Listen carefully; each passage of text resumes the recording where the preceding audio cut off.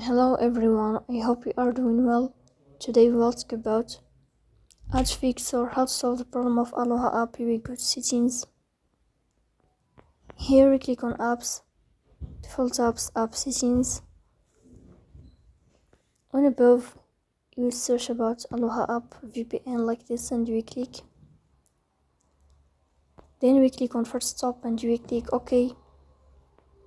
Here you will enter to the window of storage. Here we click on clear cache. In the end, you will turn off your phone and you will wait a moment to restart your phone again to fix that problem. So that's all. Don't forget to support us by like and subscribe.